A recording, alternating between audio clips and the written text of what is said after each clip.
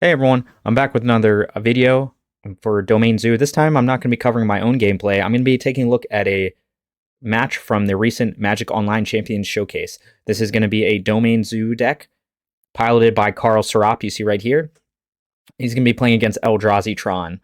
So the Magic Online Championship Showcase is just a top 8 event, invite only, with a very large cash prize pool.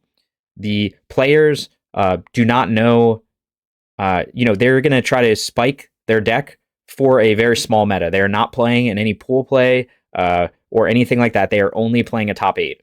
So keep that in mind. You might see some strange deck decisions, and that's because these players are, again, trying to spike a small meta. So they're trying to guess, if they can guess 3 or 4 of the decks correctly based on what players are in the meta or in the top 8, they potentially can tweak their sideboard for exactly those matchups, and they can have a huge advantage. There were actually 2 players in the top 8, Carl Serap and one other guy, who tested together, and they both ended up choosing Domain Zoo. So they both played this exact same 75.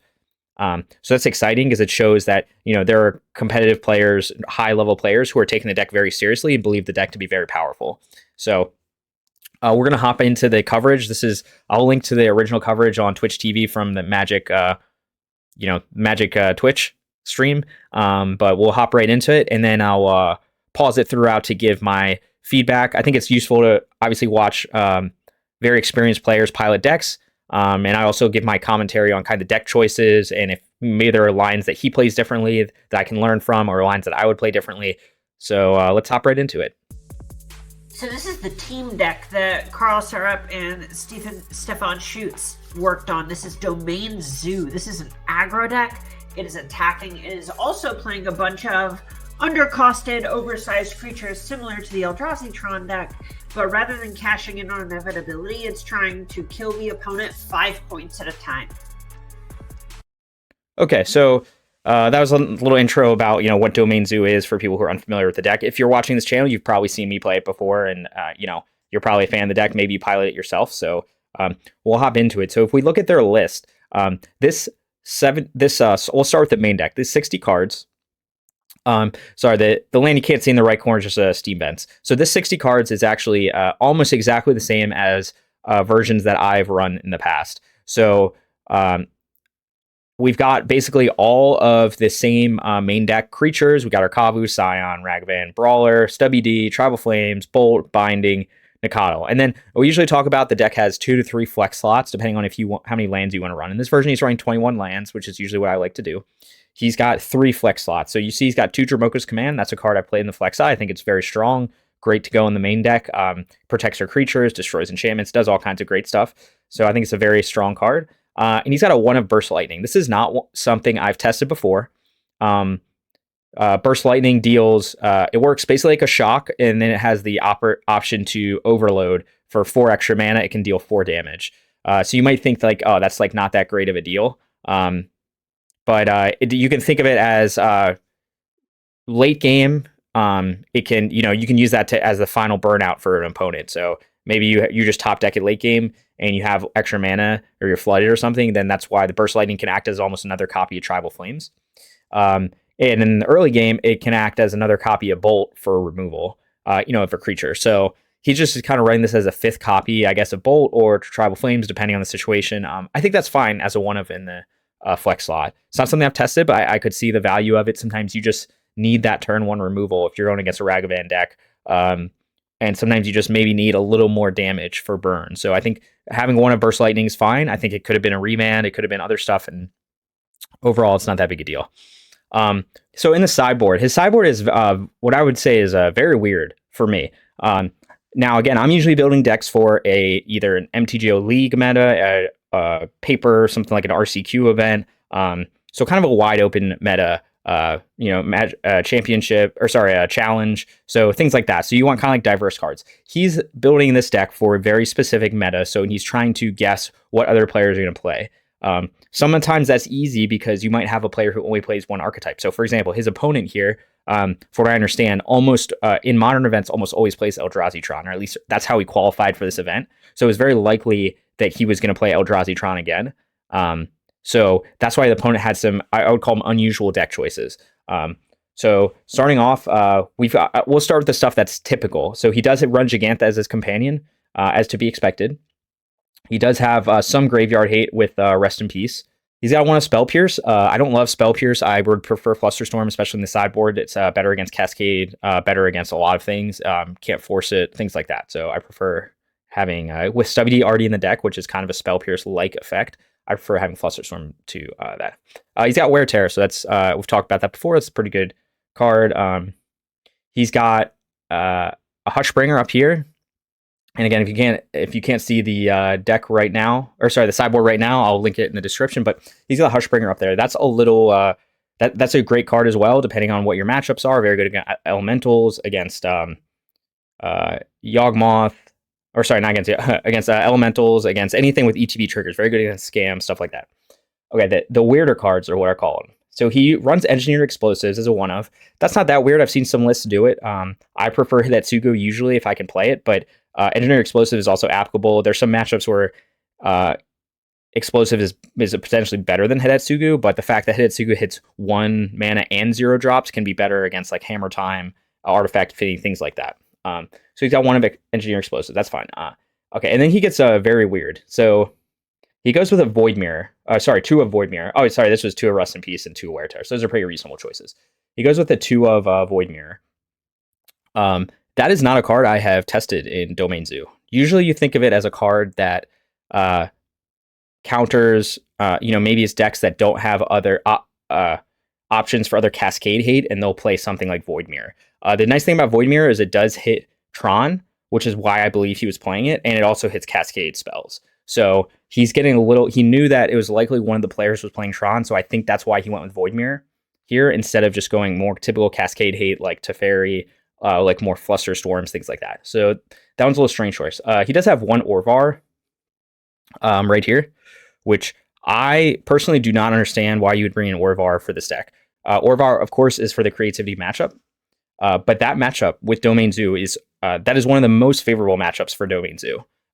You are Domain Zoo very aggressive deck, so you can often win by turn 4 if you're on the play, and you have permission already built in the deck. So you have big threats that are hard to deal with. Your opponents have a hard time killing Kavu, have a hard time killing Scion. You can apply damage to the face with Tribal Flames and Bolt. You got a lot of instant speed interaction to disrupt the combo with Binding and Bolt and Dromoka's Command. And you also have permission to disrupt the combo. So you have Stubby D, you can bring in stuff like Spell Pierce, Flusterstorm, things from the sideboard. So in my opinion, is one of the most favored matchups. Certainly able, you can sometimes lose a game, but it is a very easy matchup. So it's, to me, not worth dedicating sideboard slots to it for something like Orvar. To me, Orvar is a card that you play in decks that cannot play permission. We are a deck that can play permission, so I'd much rather just play this as a Flusterstorm. Even another Spell Pierce would be better. Okay, above that, he's got Lavinia. Lavinia is a card I've wanted to test for a while. I haven't gotten the chance to actually cast it, but it's kind of go back and forth between, okay, should I play Teferi or Lavinia? The nice thing about Lavinia is it can be cast on turn 2. So that means when you're on the draw against Living End or against Cascade deck, you can stop that turn 3 Cascade.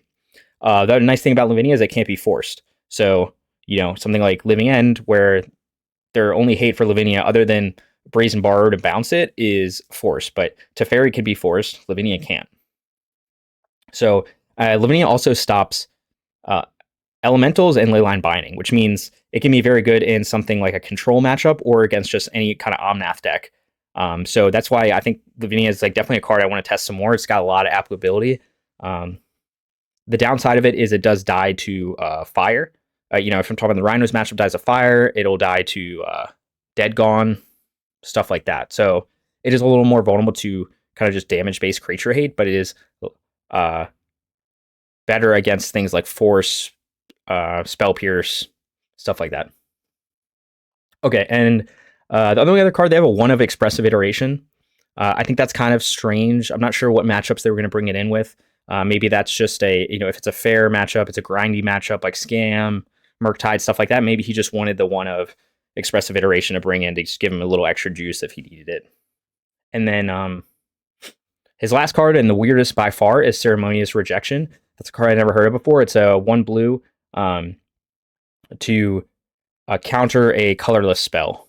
So obviously, I think if I look at the sideboard, to me, the thing that made the most sense is that he was preparing heavily for the Eldrazi Tron matchup. Maybe that's because that was a known player that it was most likely he was going to play Eldrazi Tron. So, I'm sure he did a lot of testing and decided, hey, we need some dedicated slots for that. But I think that's a little unusual because I found the Tron matchup in general to be quite favorable.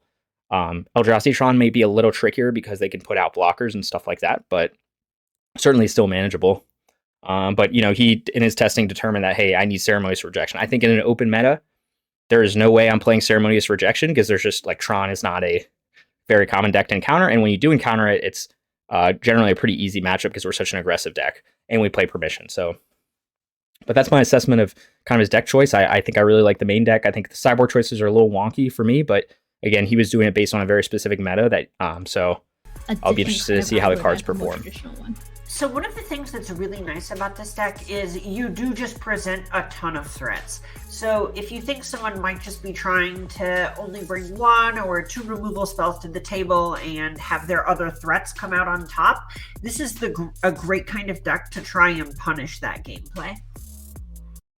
That's very true. So like obviously against removal, we are kind of aggro deck. So a lot of times if you have a strong hand, you're just trying to run your threats out to overpower their removal. So yes, like I can play, I'll play a 1-drop, I'll play a Ragavan or a Nikado on turn 1, even if my opponent has removal up, because, they might use that removal spell on Nikado or Ragavan, but that means I can play a Kavu Brawler next turn, and, eventually hopefully they're going to run out of removal before I run out of threats, especially because my threats are bigger. So if they have to use something like a Fatal Push on a Ragavan or Unholy Heat or something like that on these early cards, that means they're not available for these later, bigger threats. Carl Syrup on Domain Zoo up against a Glaciano Souza on Eldrazi Tron. Looks like Souza's on the play. If you watch my channel for a while, you know that I do not like to keep one-landers with Domain Zoo. There are exceptions to that rule, maybe against if you've already mulligan low, against a deck where you don't want to go low, it has discard spells, things like that. Then there's some exceptions. But this is an awkward hand for a couple of reasons. So first I'll start off with the good of why you would want to keep this hand. Like you see, we've got against Tron, you want to be aggressive. He is on the draw, which is a downside, but he's got 2 stubby Ds, which is generally very good against Tron. You can stub a Karn, you can stub all sorts of things. And then you've got Ragavan, who's our best threat against, you want that turn 1 Ragavan against Tron to be able to accelerate your clock. And then you've got Kavu, also very strong against Tron. And you've got 2 burn spells. So I think Carl probably looked at this hand, saw that like all the cards are good. This is a very good hand with one problem, and that's there's not a second land. So you might think, hey, I'm playing against Tron. I know they don't have a whole lot of removal. So why don't I just, I can play my Ragavan, likely he connects and I can keep playing my threats, which is true, except for with Domain, we really need 4 types on turn 2. So he might be able to play, say, a Kavu here if his Ragavan connects, and that's like best case scenario is that connects, that the opponent doesn't have, Warping Whale or Dismember or Walking Ballista, stuff like that. And but then you still only have 2 types, so you're gonna play your Kavu as a 2/2. Like that's not gonna be a fast enough clock. Your Tribal Flame is only gonna do 2 damage. Your stub won't be turned on. Nikado could potentially be a 3/3, but that's still not ideal. So I think as a 7, this is a hand I would mulligan. I would mulligan this hand in almost any matchup, but especially against Tron. Against Tron, you're okay with mulling to 6. You're okay with mulling to 5. It's going to be a slow. You know that the first few turns, your opponent's not going to do a whole lot because they're building up their board. So it's not a matchup where like your opponent's going to get super far ahead. It's going to get really grindy. It's so I think this is an easy mulligan. But Carl decided to keep it, so we'll see how it plays out with him. Obviously, again, he's on the draw against Tron, which is not ideal, but we'll see how it goes. Power Plant and Expedition map down. Mine in hand already. Pretty nice start here for Souza. Really important for Syrup that this Ragavan connects. This hand can't cast very many of its spells. Yeah, so kind of the same point I was making. Like, he literally cannot cast anything in his hand. He can cast Burst Lightning for 2 damage, but that's not that useful against Tron. And so now he's in this awkward position where he's got to connect. So he's like just praying for the land drop. And if he misses the land drop on turn 2, then it's very hard to win this game. So I think that's just there are certain matchups where you have to take risks, where you have to be aggressive, but Tron is a favorable enough matchup where like you don't need to do that. You can easily win on a Molda 5. You might even be able to win on a Molda 4. I've seen it before with like, if your 4 is Ragavan and Kavu, you can actually win with that in 2 lands. Then you can win if you draw into more action. So this is not a hand I would keep, but so now he's kind of in trouble. So maybe he draws a land and bails him out here. We'll see. That was so he draws a Bolt. So now he's like in trouble, right? He cannot cast anything in hand. If he connects with Ragavan, he can cast Nakatl as a 3/3, but then he can't hold up Stubby D. He doesn't have Stubby D turned on because he's not going to have a threat that's big enough. So he's kind of put himself in a tough spot by keeping that one land, right? Again, I don't think it was worth keeping. Lander that Surap kept does have the Ragavan. That's going to connect for treasures. But look at the other cards in the hand. The castle that needs green mana, the territorial Kavu that needs green mana. Sacred Foundry is not doing a great job here of providing all of the sources that Surap needs. And there's Tron for Sosa. Yeah, this is really tough. This is the point where I think we're seeing Surap hope that these stubborn denials are going to be worth a bit more than they actually are. Well, Thornot Seer is coming down. So again, I think that's where it's important to know the matchup, and I do believe they had access to the opponent's lists before it, just like you would in any other large event. So in this case, like playing against Eldrazi Tron is a bit different, where Stubby D is actually not as good against Eldrazi Tron because they aren't playing, they aren't playing Big Karn. They aren't playing necessarily those like big planeswalkers or non-creature spells. They have a lot more creatures. So like, yeah, Stub is very good against certain things, but if he just plays Slay a Karn here, then his Stub is not going to do a whole lot, like with it not turned on in this situation. So, and now he's got a creature out, so he can't even connect with the Ragavan, although he does have removal spells in hand. So let's see what he does with this. And this is, really, it feels like the players are just at completely different points in the game almost. And this is the kind of matchup where the play draw dynamic is going to be amplified, right? We're going to see it be so important that Tron is getting to get its extra land in play when it's not too far behind already. So Nalcia is dealt with thanks to the... Okay, so that was an interesting sequence of what he chose to do. So he could have waited till the Thought Knot-Seer or exiled a card, but I guess he didn't want to give his opponent the choice to do that because it's likely he would have exiled one of the removal spells, which means that he wouldn't be able to kill the Thought Knot-Seer this turn. So obviously he's really relying on Ragavan and Connect to keep these stubs up. So that was why he did that. But because that happened, his opponent, he had to draw the card first because of the order that things go on the stack. And then his opponent got the choice to discard. So his opponent discarded the Kavu, it looks like. But it's just an interesting sequence. Like, I guess he prioritized killing the Thought Knot-Seer versus having a better choice over what he gets to keep, if that makes sense. He could have potentially kept his Kavu if he let the Thought Knot-Seer first trigger resolve. But instead, he lost the Kavu. He drew a card, and his opponent got to pick his most impactful card, basically, to exile. And he decided to pick the Kavu. So interesting sequence there. But again, now he's in trouble again. So double removal spell, Burst Lightning plus Lightning Bolt. Sosa, though, still has the ability to play that Walking Ballista for one, take out the Ragavan. So here's like the problem. Again, here's the issue with overly relying on Ragavan, even in a Tron matchup where you might say, they don't have a lot of removal. Well, like, they could have Dismember. They could have the Eldrazi spell that kills I forget what it's called, but they could have that, and they got Ballista. So, like, the opponent could have played Ballista on turn 2, killed the Ragavan, and then, like, this hand is doomed. So, even against Tron, I wouldn't be overly reliant on a Ragavan connecting to win a game. And then, additionally, like, you don't have... the tokens, the treasures don't give you extra land types, so you need the 4 land types for your deck to function. He just doesn't get it, and then he draws a Scion, which is another brick, so now he can't cast anything except for Bolt, and then... that's now probably that's the game. No longer on the battlefield. He's going to try to play through it. Treasures and no second land once again for Castle Rap. Well, Sosa, on the other hand, has like infinite mana to work with. Yeah, this is really tough. I think we're going to see Ugin and then Karn the Greek Creator get a Trinosphere and just completely lock Carl out of the game. Yeah. Yeah, so he just concedes there. Like, he's got 1 land. His opponent already has 9 mana or 10 mana because the double power plant. So, like, this game's over. But again, I think he could have had a much better shot if he didn't keep this hand. So let's see how he sideboards.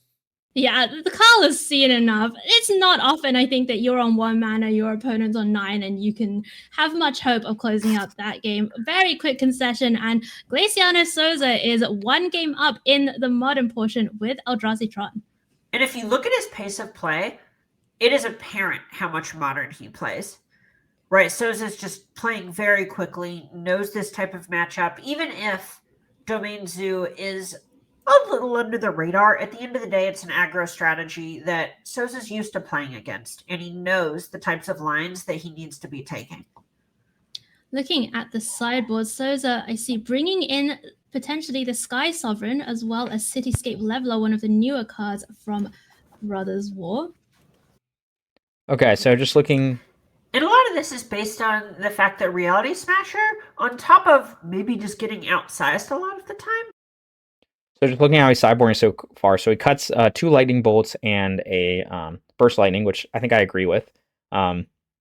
He wants some lightning bolts because this is Eldrazi Tron, so it does play some creatures, but he doesn't need as many. He's going to bring in Ceremonious Rejection, which makes sense. This is like the matchup for it. And then let's see what else he brings in. It looks like he brought in 2 Wear Tear. I think that's fine as well. It looks like he wants to use that to potentially disrupt the opponent. His opponent plays Walking Ballista, could play things like Wormcoil Engine, could play Ensnaring Bridge, like all sorts of things. So Wear Tear can be good to disrupt the early game to keep them from getting Tron, but also just as answers against various artifacts.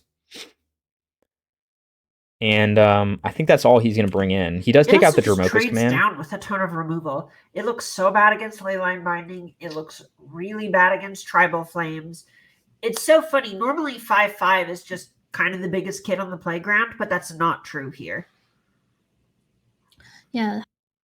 Okay, so it looks like he's bringing the Void Mirrors, and that makes sense.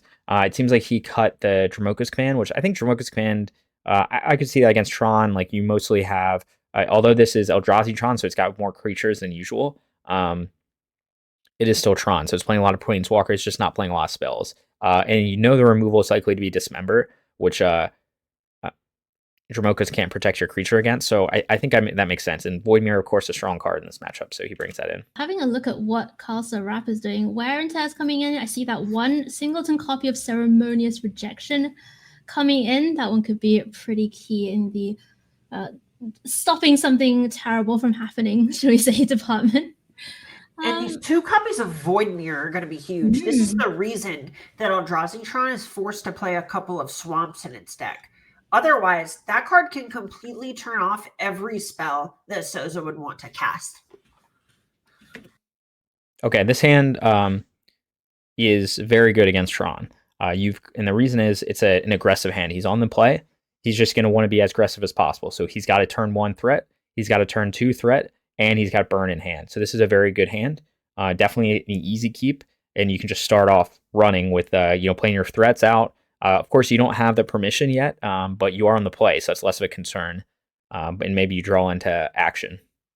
So this is definitely a keep. Pretty interesting Carl to bring something like a Void Mirror in the sideboard here for Serap. Let's have a look at the opening hands. Is this one a bit better? This one has 3 mana sources, so we're already doing better on that front. Lightning Bolt, Wild Nakato, and Territorial Kavu. So pretty nice curve out here for Carl Serap. Yeah, this is the kind of hand that is why one would want to register Domain Zoo. You get a 1 mana 3/3, a 2 mana 5/5, and then a couple of burn spells to round out the rest of your curve. This is exactly why you bring this sort of deck. So let's have a look at what Souza's working with as well. There is a Chalice of the Void that could potentially shut down some of the 1-drops. If you see what he's doing, he's thinking very hard about the mana sources in his deck. He's going to go Overgrown Tomb here. and that's because he played the only fetch. He's trying to get 3 types by turn 3 with the fetches he has in hand. So you can think, oh, I could go Temple Garden turn 1, my Nikata will be 2/2. That's true. And then you can go Flooded Strand turn 2, Steam Vents, and then you have 4 types for Kabu. But with that line,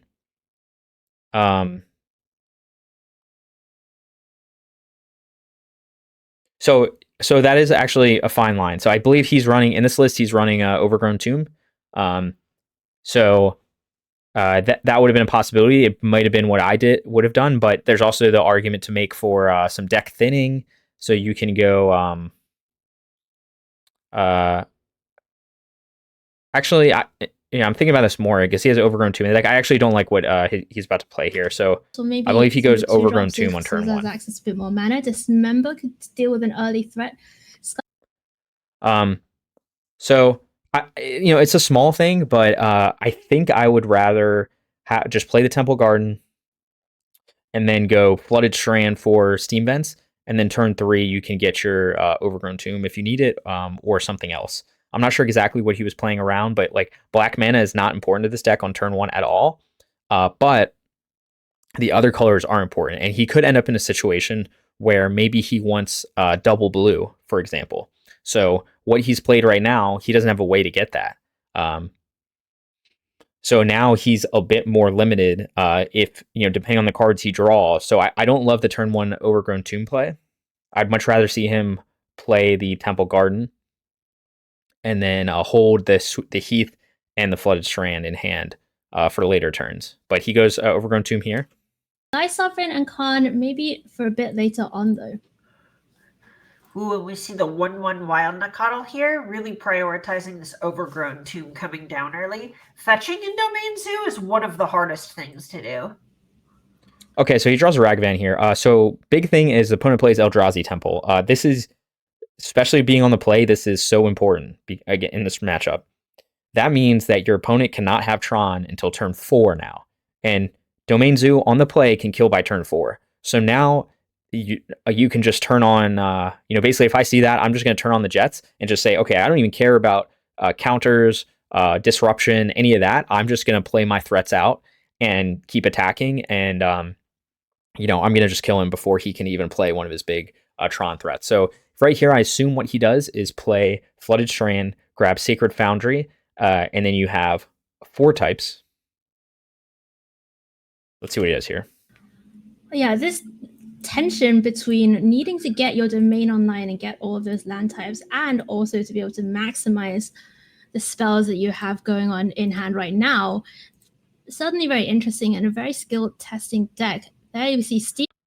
Okay, so this is important. So remember when I talked about fetch order and how I didn't like the turn 1 Overgrown Tomb play. Now his Nikatl is not 3/3. If he had played Temple Garden turn 1, Steam Vents turn 2, he'd have a 3/3. That's 1 extra point of damage. That can be very relevant in close games. So now he has four land types, but he doesn't have planes, which means his Nikatl is not a 3/3. So that's a reason why I don't like how he fetched. He should have gone Temple Garden turn 1, turn 2 Steam Vents, and then he'd have the Heath in hand for Overgrown Tomb. Steam Vents being fetched by the Flooded Strand. And yeah, we need to get out of the combat phase. Yeah. I was like, is this Tribal Flames going to face right?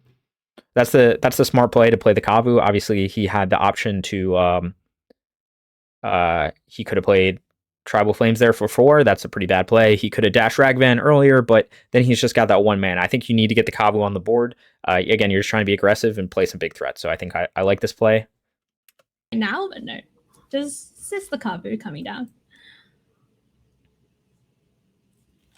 Not so bad. This is also one of the nice things about Territorial Kavu, if Sarap had been able to untap with it, is it helps discard or rummage away some of the bad 1-drops in hand against this Chalice of the Void. So now he's kind of in a tough spot because his Kavu gets killed to Dismember, which is kind of expected to happen. You figured the opponent's going to bring that in. If you didn't already have it in the deck, he's going to have some kind of removal spell in the early game. So unfortunately, he gets the Kavu. But the fine thing, the thing that's great though is, again, he just lost a lot of life from that. He lost 4 life. So his life total is under pressure. So yes, he killed a Kavu, but now, he could have been at 13 if he had the 3/3 Nikadal. And then he's got, 8 points of burn damage. But he does play, that was a very good sequence of Dismember into Chalice, and his hand, normally Chalice I don't think is that strong against us. It can be good in certain situations, but we have a lot of 2-drops as well. And we have main deck Binding as an answer for it. But in this case, this Chalice on 1's kind of rough because he's got 3 1-drops in hand, including his Piece of Permission, Ceremonious Rejection, and he's only got his Nikadal in play. So what do we look at here? I think most likely what I'm doing here is just play the Temple Garden tapped, and then Tribal Flames for 5, and then you'll put the opponent at his life total under a lot of pressure. I think that's what you have to do. And I think that's what he's going to do. So Chalice of the Void is down, and it is active. Yep. Look at Soza's hand. That's 3 1-mana spells in hand. It's so brutal. And I mean, both of these players are just trying to play this sort of Magic, right? We see Syrup going ahead, sending Tribal Flames upstairs. This is close. So, again, I know the commentators are saying this is close. I don't think it's close. I mean, he is so far away from Tron, and he's at 6 life. The opponent, at some point, he's going to top deck another Tribal Flames, or a Binding, or something, or another creature to play. So I think he's in a very comfortable position right now. Seeing that, I'm sure he was very happy to see that second Eldrazi Temple when that came down, because that means he's not getting Tron until turn 5 now. So he went from, if you play Tron, potentially having turn 3 Tron, which can be a big deal, to now he's not even getting it until turn 5, and look, like your life total is already under so much pressure that like he's in a very comfortable position. Is looking close. Ours is mine is the second Tron piece, but oh my goodness, is that Void Mirror off the top? That's Void Mirror. Oh my goodness, that does not get chaliced by the 1, and so it's a little wry smile, I think, there from our. Yeah, so that then like there's nothing he can do. So again, like his mana fetching sequence didn't end up hurting him in this game, but like in other games, that 1 damage can be the difference between winning and losing. So I think the hardest part about this deck is the fetching for the mana base if you're unfamiliar with it. And this is an event where they had to play they also played Vintage Cube, so there are multiple formats, and my understanding is that Carl plays other formats. He doesn't just exclusively play Modern, so maybe it was just nerves, or maybe it was just he wasn't as experienced with the deck, or he preferred that fetching sequence. But I think as someone who's played the deck a lot, I think that was a punt, and he lost 1 point of damage because of it, and it ended up being fine, but that's just something to notice. So see how I say sideboards for scoop. 3. No hope there. Round 3. And Karlsruhe takes this one down. Blink and you miss it, Carbon. These games have been very, very quick indeed. And that's the type of draw that Sosa's going to be worried about, where Syrup is just able to play out a couple of threats, have a burn spell or 2 to really slam the door shut, and otherwise not even really have to cast much else. So he didn't make any changes to the sideboard, and I think I would have done the same thing. I don't think this is a matchup where you need to go too crazy with play draw changes. Is there a big difference in play draw here? Absolutely. Being able to get a Chalice on 1 out before Syrup has been able to play a bunch of different spells is going to be huge. Being able to take time to, say, crack Expedition Map or something to that effect, also huge. Let's have a look at what Soza's working with. Chalice of the Void, Warping Wheel, Thought Not Seen. So looking at this hand, this is also a keep. It is a little clunky because you'd love to have 2 fetches here, because you'd love to. The strongest start in this matchup is Ragavan turn 1, Kavu turn 2. Fortunately, you can't do that. He's got a Triome and a fetch land. So we can see what he draws here. Yeah, that one is good enough to keep. So he doesn't draw the second fetch, which means now he's got a choice to make. He could play Ragavan and risk it and do something like assume Ragavan will connect, and then play the Triome, play a Scion turn 2, but that's like a lot of stuff that has to happen, and he already got bitten by Ragavan not connecting earlier.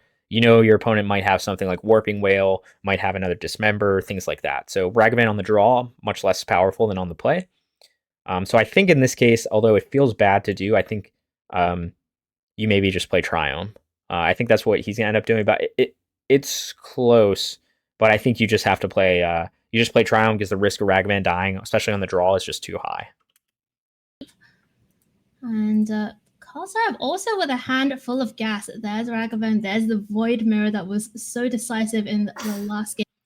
The other thing that's so, and again, he went Eldrazi Temple turn 1, so that is also means that you have more time to play, because that means he's not getting turn 3 Tron. So that maybe also is why it led him to play the Zaggoth Triumph. Plus, he's got the Void Mirror in hand, so he wants to probably prioritize potentially casting the Void Mirror next turn, depending on what he does, or he'll play some threats and then cast Void Mirror on turn 3, because the opponent won't have Tron at least until turn 4 now. So he'll just play his Triumph here. As well as a bunch of these little threats as well. Oh, and this is interesting. The knee-jerk reaction, or your gut reaction to seeing Flooded Strand that can get Steam Vents and Ragavan is just slam it on 1. But being able to waste less mana by playing out your tap land is so nice, because then we see Sarat maybe get to play Void Mirror on 2. But Thought... So he does the same thing he did last game, second Eldrazi Temple, which again means he's very far away from getting Tron. So I think if I'm Carl, I'm feeling pretty good at this situation, because I've got a lot of creatures in hand and the opponent is moving slowly. If the opponent's just going to play Eldrazi Temples, they're not going to be able to win this game. We've got big threats that can get around the Thought-Knot Seer, and then he's got the opponent did obviously exile his Void Mirror. So he doesn't have Void Mirror anymore, but he's still in a pretty good spot because he's got his threats, and the opponent is so far from Tron. The double Eldrazi Temple draw, and this is the power of this Eldrazi Tron deck. Get rid of that Void Mirror. Can't beat that one. And good news for Soza. Not a problem anymore, at least for the moment. What's a 4/4? Kava's the easy choice here, 5/5 versus 4/4. Again, this is why I think Zoo is an advantage. Like, it's just the creatures are bigger. Like, both creatures were cast off 2 lands, but one of them loots things away as a 5/5, another one exiles a card and is a 4/4. So 4 to a 5/5, really. It's one less. You're so right. You're just so correct. How do you do it? It's a talent. I was born with it. Here comes the Chalice now. So the opponent plays Chalice on 1 here. And again, I think in a mistake a lot of opponents play against Zoo, Domain Zoo, is they overvalue Chalice. They think Chalice on 1 will win them the game. Look at his Carl's hand here. The Chalice on 1 just does not matter that much. Okay, you can't play your Ragavan and your Nacatl, but you can still play your much better creatures. You can still play your Brawler and your Scion.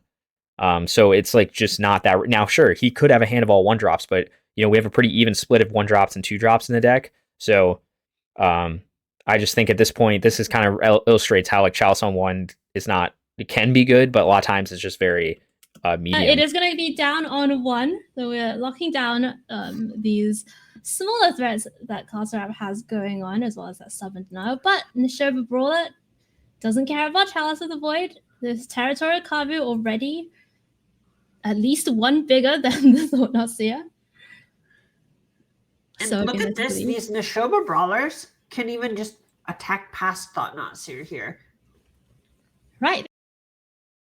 So that's another interesting sequence. I'm not sure why he did what he did. So I think I would play, in most cases, maybe he was looking for...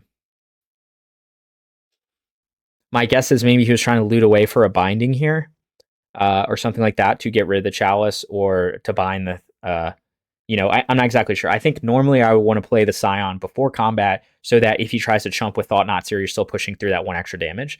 But I think maybe he also was trying to get the block from Thought-Knot Seer, or he just assumed there's no way he's going to block with Thought-Knot Seer here. But I think maybe I think in most cases I probably just play the Scion to push the damage through, loot away that Nacatl, and hopefully you draw maybe a land or a binding or something like that. But I think even if you draw a binding, I don't care about this Chalice on 1 right now. I need to just get more big threats on the board. The opponent's far away from Tron. They've got 5 mana right now. Next turn they'll have 6. That's just not that's just not that big a deal. Stubby D is turned off by Chow, so that is relevant in this matchup, but we're going to just see if he can keep applying pressure. So They have trample. Well, maybe not pass, but I wouldn't say Souza's excited about that trade. How about Sign of Draco? How about a 4/4 flyer for 2? And it also gives First Strike and Trample, by the way. Listen, Territorial Kavu needed to be even more betterer than Thought-Knot Seer. Well, how about 2 Thought-Knot Seers, though? Still not great. Ooh, we see an attack from a Thought-Knot Seer at this point. That's pretty loud. Is this a race? Is that what? Someone thinks it is. Souza takes down. Okay, so he goes to his opponent dismembers the Kavu, and attacks, which I think is interesting. I wonder if he was trying to bait the block with the Scion. Obviously, that's not a trade you're going to make in a race, but I think at this point the opponent is showing I think a weak hand because he's trying to now race. So obviously, if the opponent had a big payoff in hand, then he might just take his time until he casts the big payoff. But now he's got the awkwardness of he's got 1 Tron land and then 3 Eldrazi temples. So here, I guess he decides he's just going to race, but he does know now what is in hand. What Carl has in hand. So, and obviously here the easy play is just to cast the other brawler, and the other big, very relevant thing is Scion's a 4/4 flyer. So now Scion can swing in for 4. Opponent's at 7, and then you can play the brawler, and the opponent can't attack with both Thought-Knot Seers, also just die next turn. So I think Carl's in a very strong position here. Obviously, he doesn't know what his opponent has, but he does know that his opponent is not close to Tron. So he does have 6 mana of Eldrazi, but you would assume he would play another threat by now if he had one. So anyway, we'll see what he... that Territorial Kavu. He draws a 3rd land. And I think a recognition here, Carmen, from Souza that the long game isn't necessarily favoring him. And there's even a world where this Warping Whale in Souza's hand making a 1/1 can flip the clock in a way that's really interesting. So Souza is down at 7. Does have to be a bit more careful now with any potential attacks. With So this is a very surprising attack. He's going to attack for 4. Again, I assume he's just trying to race. So he's going to realize he can't just sit back or else he'll just whack away with Scion and he has no way to block it. So he attacks here. I think if I'm Carl, I'm taking this damage. There's no way. I'm going to just try to win this race. He can swing in for 9. The only removal spells he can have left that can do something are Dismember, but he's going to lose life he could potentially lose life to do it. So I'm just letting this damage through and just say, hey, we're going to race this. And if he top decks Tribal Flames, then the game's over. If he top decks a Binding, the game's probably over. There's just a lot of cards that end the game for Carl here. So you're just like, all right, we'll just race this. So when you're up against a deck that has 4 copies of Tribal Flames and Full Domain was online since turn 2, there's certainly a lot of jeopardy, should we say, involved in. So that was very interesting. So I guess Carl decided that,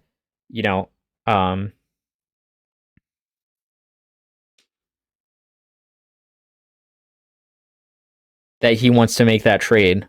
I can't say I would have done the same thing, but maybe he's valuing the fact that he can just he'll draw a card when the Thought-Knot Seer dies, and he's just looking for more answers. I don't know. I think I would have let that attack through, but I think Carl's probably a much better player than me, so that was just interesting that he decided that. And maybe now he's just looking at it, well, he's just banking on, he knows that the opponent has to have, basically the only card that saves him now, 2-turn clock with Scion, is another Dismember. So maybe he's just saying, okay, I want to preserve my life total, try to have this game go longer because the opponent's in such a clunky spot with his mana. Like, he doesn't have Tron, he's got a bunch of Eldrazi land, but clearly no Eldrazi spells, or else he would have cast them, so. Taking these risks. The trade is going to happen though. Brawler, 4th or not Seer. And Strat finds another So he top decks another brawler, which is strong, but here you're just going to play that second Scion because the flying is so relevant. Scion of Draco. That's a nice draw. Somehow what not does it do? legendary. I feel like it should be. It definitely should. It has that legendary feel about it. Why is it called the Scion of Draco, you know? I don't know. Why don't you ask my friend Questing Beast? All right, well. I think you can also make the argument that at some point I would have cracked that fetch to deck thin, especially as he was looking at like 2 draws after blocking the Thought Knot Seer. You're gonna take 1 life, and this is a race, so that 1 life could be relevant, which is maybe why he didn't. But at the same time, the thinning could be relevant. That one's like, less of a thing. I think here he was just concerned about the race, so he wanted to protect his own life total. But maybe you just take that 1 point damage to thin the deck a little bit when you're about to draw 2 cards, so you don't brick on drawing lands when your hand doesn't do anything. But he ends up not breaking, so he obviously draws very well. He's got the second Scion, and then now like the opponent doesn't really have any way out. Well, Sosa needs to draw something, and I don't and think then there it is. Sky Sovereign counts. It doesn't count, and that is gonna do it. So Carl Sarap repeat. Okay, so he got to the win against Eldrazi Tron. Again, I think that's a Tron in general is a favorable matchup. It was interesting to see the plays he made. He definitely made some different plays than took some different lines than I would have. But obviously he got the win there. So hopefully, I know it's a little different than my normal gameplay video, but I just thought it was a great opportunity because it's not a lot of time you see Domain Zoo getting coverage like this. So I just wanted to see how a high level player played it in a very competitive event. So if you enjoy this kind of content, go ahead and like, subscribe to support the channel, and I'll see you guys next time.